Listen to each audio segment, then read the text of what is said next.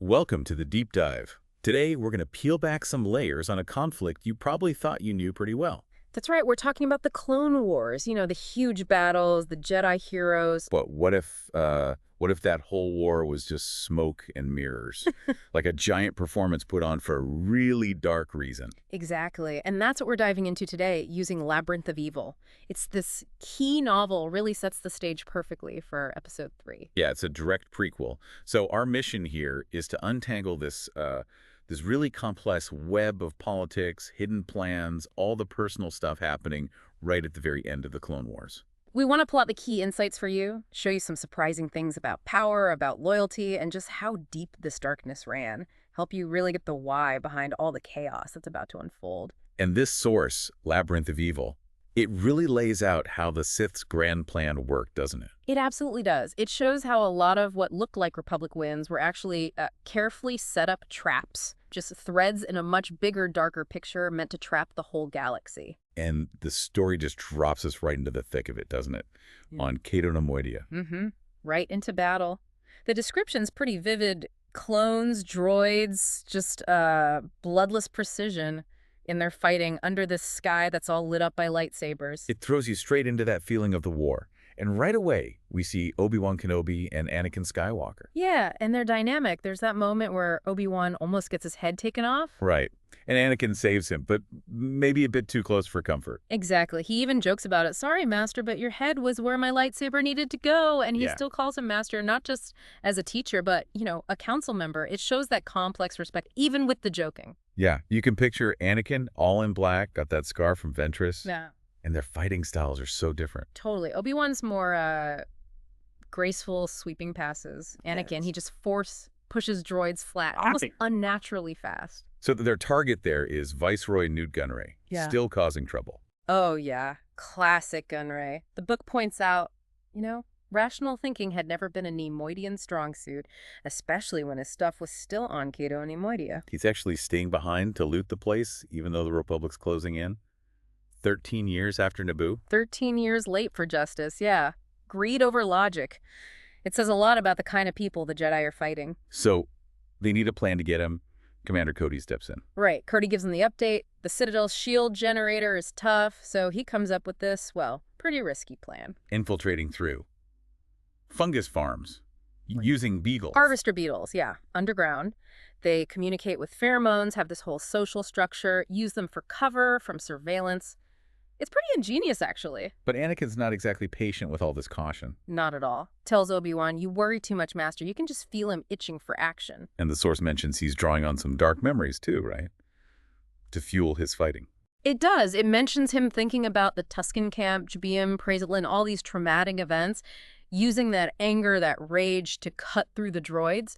He's incredibly powerful, but also volatile. So they go through with this risky beetle plan. There's a close call with a landmine. And Anakin, being Anakin, just reacts instantly. Saves the commando, lightsaber flashing, pure instinct. But Gunray gets away again. Slips away, yep. Slippery as ever. But they don't leave empty-handed. This is where they find it. The mechno-chair. Left behind. Exactly. Obi-Wan recognizes it straight away from Naboo. Anakin doesn't remember it. Apparently he was too busy celebrating blowing up the droid control ship back then. Huh. Typical. And then R2-D2 does his thing. R2 works his magic, reveals this hidden hologram. It's Gunray talking to this small figure in cloak. Saying. Yes, of course. Trust that I will see to it personally, my lord, Sidious. Sidious. There it is. The first solid proof. The first concrete link they have to the Sith Lord pulling the strings. That chair, just a piece of furniture, suddenly becomes everything. It confirms their worst fears. That's huge. But while they're chasing leads out there, things are getting pretty dark back on Coruscant, too. Very dark. Bail Organa gets back, and he immediately sees the changes. Clone troopers everywhere. And the public. They seem okay with giving up freedoms for security. Worse than okay. Bail sees it as an eagerness, almost. Calls it false security. It's unsettling. And then there's Compor, the Commission for the Protection of the Republic, with that chilling footnote. Non-humans need not apply. Yeah. A really disturbing sign of where things are heading. Xenophobia, authoritarianism creeping in. The whole Senate sounds like it's falling apart. From corruption to just giving up. Pretty much dereliction of duty, fear taking over, reason, debate. People just handing power over to anyone who looks like they know what they're doing. And Palpatine's right there, ready to catch that power. Absolutely. The whole Separatist crisis, thousands of worlds leaving, corporations siding with Dooku, it was the perfect excuse. For the Emergency Powers Act, extending his term indefinitely. It's a masterclass, really. How to use fear to dismantle democracy piece by piece. People just let it happen for that feeling of safety. Bail really picks up on Palpatine changing too, doesn't he? He does. Notes he went from gracious and unassuming to much more unbending. And then there are these suspicious incidents. Like Senator Ashgad vanishing. Yeah. And former Chancellor Valorum's ship exploding. Exactly. Little hints of ruthlessness, of strings being pulled behind the scenes even before anyone knows he's Sidious. So Bail and some other concerned senators, Padme, Mon Mothma, try to talk to Palpatine, the Loyalist Committee. Yeah, they try, but they get stonewalled by Palpatine's aide, Sate Pestage. Just dismisses their appointment, seems deliberate. And when Palpatine does show up, he's playing games. Total manipulation. He even notes Padme blushing when Anakin's mentioned. It shows he knows things, private things. It's creepy how much he seems to know. Okay, so back at the Jedi Temple, they've got this mechno-chair, big lead. A huge lead. Yoda, Mace Windu, they bring an intelligence officer dying to figure it out. Yoda's worried, about Jedi losses, the dark side growing stronger. And Dine finds something crucial. He does. The chair's transceiver, that's the key to cracking the Separatist code. It's a variation of, get this, intergalactic banking clan codes. The banking clan. Wait, linked to that old controversy with Chancellor Valorum? The missing credits. Exactly. It connects the current war to this older financial scandal. It's like, aha, finally a thread they can actually pull that goes way back. Wow. And the cracked codes reveal even more. They do. They intercept a message from Grievous to Gunray, tells him to go to Belderone. An attack. Looks like it, but the Jedi figure out pretty quickly it's a fake out, a feint. Designed to make the Republic think they're winning. Chasing Separatists out of the core. Precisely. Grievous even notes that Gunray probably let the Republic track his hyperspace route. It's all staged. Deception on a massive scale. That's incredibly complex. So the Republic is just being played. Completely played. Which leads Obi-Wan and Anakin on the next step of the chase. Charus IV. A cold, desolate place. To find the person who actually made the mechno-chair, right? The engraver. Yeah, a Shichurian. And these guys are unique. Technology is basically their religion. Workshops are temples. And are very particular. If they get injured, they go into exile, believing the deity is in the details. Exactly. Super precise. But they're also wary of humans because of Wraith Sinar. The ship designer. Sinar designed systems. He stole their tech. That's the story, corporate espionage. So they're not exactly thrilled to help Obi-Wan and Anakin. But they do get information. They do. The engraver reveals he didn't just make one transceiver chair, he made two. Two? Where did the second one go? To CNR advanced projects. For some kind of experimental spacecraft. Another thread to follow. Okay, so two chairs. One for Gunray, linked to Sidious. One for this mystery Sianar ship. That sends them chasing the pilot next. Yep. They track the pilot, Falale, to Naos III. Another charming Spock-cold moon, doubtful character, not much creativity. And Anakin's really starting to feel the strain here, isn't he? Wants to go home. Oh, definitely. He's tired, Mrs. Padme. You can feel his frustration growing. Obi-Wan's worried about him, about his emotional state. The war's taking a huge toll. But they find the pilot, Falale, and she has the final piece. She confirms it. She delivered that experimental ship to Coruscant. Coruscant. Where? An old building in the industrial district, west of the Senate.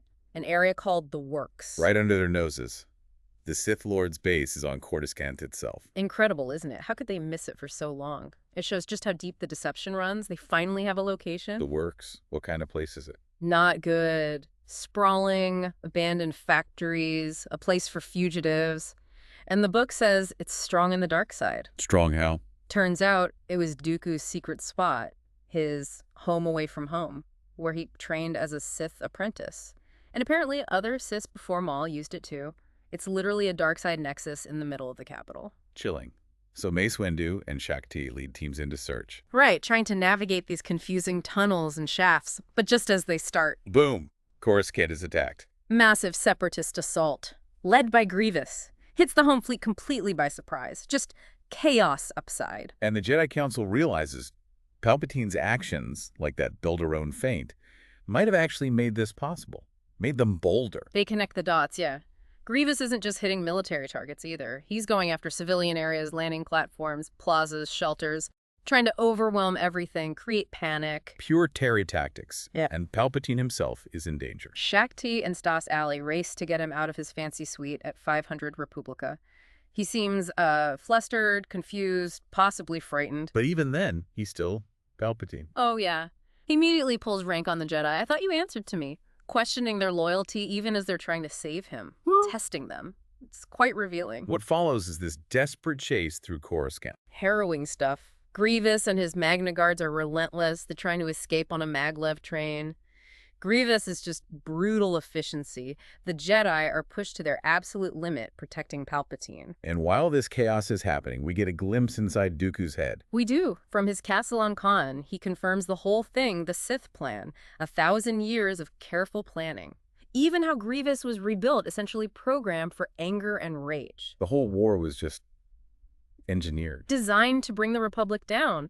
And Dooku knows the Jedi have found the works. He knows they know a Sith is on Coruscant. And that's okay. It's part of the plan. He says it is. Sidious wants Obi-Wan and Anakin drawn away. He needs Anakin specifically ready to shift to the dark side. It's all calculated. And then Yoda feels it. The final confirmation. Amidst all the chaos, Yoda finally senses him. Sidious on Coruscant. The ultimate fear realized. The enemy wasn't just out there, he was right there all along. It just shows the true face of the war, doesn't it? It's all a game. A meticulously controlled game. The Jedi are always reacting, always a step behind, because Sidious has written the script. So with Coruscant burning, where are Obi-Wan and Anakin? Sent off to Tythe, another trap, a planet wrecked by plasma mining. Sidious needed them out of the way while Palpatine was captured. And the fighting there is intense against Dooku. Very. Space battle, ground assault, and this is where Anakin really hits his limit. He admits he's just tired, wants to be home with Padme. Yeah, raw honesty. He's sick of Jedi platitudes. Obi-Wan feels like he's failing him. And all the while, Palpatine keeps whispering in Anakin's ear, metaphorically speaking, stoke the anger, pull him away from the council. Driving that wedge deeper and deeper. And then, the moment the whole plan was building towards. Grievous captures Palpatine inside the bunker, the big strategic win for the Separatists, or so it seems. Grievous broadcasts it everywhere. The end of Palpatine's reign, downfall of the Republic. Imagine Bail and Padme watching that. Utter despair for them. But Mace and Yoda, they know better. For them, the capture means the dark side is getting stronger. Exactly. It's not a loss. It's an escalation. A confirmation that the Sith's power is growing. The Jedi are spread thin, people are starting to see them differently, maybe even as bullies. The whole war is just this perfectly manipulated stage. There's even that weird unsettling bit with C-3PO and R2-D2 during the attack. Right. R2 warns 3PO about dark times coming, says good and bad are getting mixed up. What seems good now will prove evil, and that what seems evil will prove good. And R2 suggests a memory wipe for 3PO to avoid the fear. Yeah. It's profound coming from a droid. It hints at this complete moral confusion that's about to sweep the galaxy. Nobody knows who or what to trust anymore. It really drives home how deep the manipulation goes. It's not just battles, it's twisting reality itself. Exactly. It's a fight for perception, for morality. So that wraps up our deep dive into Labyrinth of Evil. We've traced how all these seemingly separate events, chasing Gunray, finding a chair, political maneuvering, a surprise attack, were all connected. All part of that hidden Sith agenda. You saw how tracking down one piece of furniture ultimately unmasked this huge galaxy-spanning plot. This really shows you that Clone Wars wasn't just fighting, it was a story crafted to trick heroes, steal freedoms, and grab power. Yeah, and Palpatine's capture, not the end, just the next scene in a play the Sith wrote a long, long time ago. So here's something to chew on. The Sith planned this for 1,000 years. They thought they controlled everything, every piece on the board. But what happens when those pieces, like Anakin's really strong emotions or the Jedi's deep sense of justice, start moving in ways maybe even the Sith didn't fully predict? How much free will is actually left when everything seems so perfectly engineered? Something to think about.